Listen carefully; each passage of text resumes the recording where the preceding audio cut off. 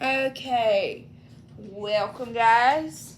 Let's get started on the next portion of our class. Just so that you know, we're going to be writing an argumentative essay in the next 3 weeks before Christmas break, and you will also be creating a presentation, a digital presentation that will go with it. Now, you will not have to present the presentation in class. You will just be submitting the presentation to me. If you need extra credit work, I will give you the opportunity to record yourself presenting your presentation, and that will work as extra credit. No one will see those videos but myself and maybe my grad school program. But as far as people in class or here at the school, these videos are just for me and you, okay? Now, with that being said, who remembers what we know about argumentative essays so far? Yes, ma'am. They are based on opinions, but what do you have to do with the opinion? Is it just you stating your opinion? No. No, what else do you have to do? You have to provide information. You have to provide information. Okay, let's talk a little bit about just the basis of what a argumentative essay is. So it says argumentative essays, sometimes called persuasive essays, we've heard them be called that before, is when the writer, you, are trying to convince your audience of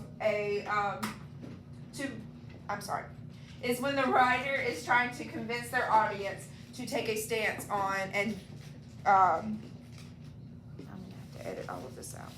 Alright, so anyway, a persuasive essay, you are persuading your audience to believe the same way as you. You also are using that to back it up with information, correct? All right, what kind of information? Would you use TikTok? No. No. Would you maybe use Wikipedia? No. Wikipedia is not a valuable source, okay? What about a book from the library? Yes. Yes. What about a scholarly website, like a university website? Yes. Encyclopedia Britannica. Okay, good. So, also in the introduction here on the board, you see it says, crafting an effective argument essay requires you to think critically and evaluate various perspectives on an issue. In addition, persuasively engaging and convincing your audience to develop your communication skills. So, let's talk about the elements that I'll be looking for in your essay. There's 4 main parts. And you have to have all 4 main parts in this essay. 1 is your introduction, 2 is your body, 3 your counter argument, and finally your conclusion. In the introduction, how do we start it off? How do you start your essay? No, not a thesis. The thesis is in the introduction, but what do we start our essay with? What you're going to talk about? Oh, what did you say?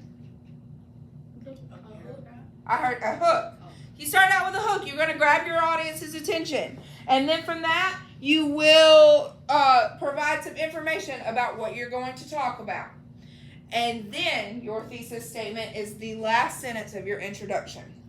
You also will have body paragraphs where each paragraph will focus on a single point that supports your claim. And then you provide evidence and analysis that supports that thesis.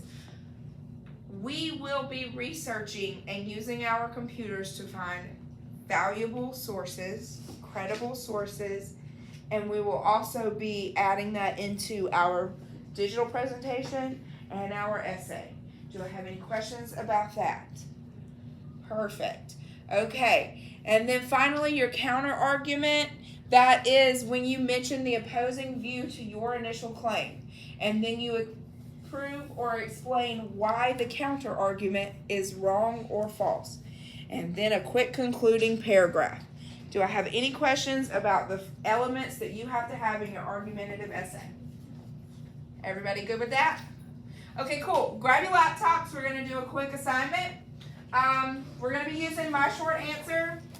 Don't use this code. I'm about to put our code up on the board. However, the prompt is going to be, have you ever felt like an outsider? What made you feel that way? because we know that our unit this quarter is Outsiders and Outcasts, which means we'll be writing about that this go round. Write a sincere, well thought out answer to the question. Your answers are anonymous, so if you're using an example that you may not want anyone to know about the time that you felt like an outsider, you may use it without anyone knowing it's you, okay? Then also, it has to be 5 to 7 complete sentences using proper grammar. A lot of errors I've seen today is, yes, I felt like an outsider before. That's it. No capitalizing the I's. One person said OFC in there instead of typing out. You're not texting this. You are providing an academic response. So please make sure that you use proper grammar. You do your 5 to 7 sentences. In the meantime, let me put your code up on the board. Here we are. Go ahead, go to myshortanswer.com/join, type in that code, and once that comes up, you may go ahead and start responding. You will have 10 minutes. The timer will be going. During that 10 minutes, please be sure that you have responded with a well thought out response. Give me an example of a time you felt like an outsider. If you feel stuck, think about the times that your mama has looked at you and said, you need to go to your room, grown folks are talking. Or has there been a time when your friends made a group message and they didn't add you to it? Or have people gone to a movie and you weren't invited? There's plenty of different ways that you can talk about how you felt left out or as an outsider.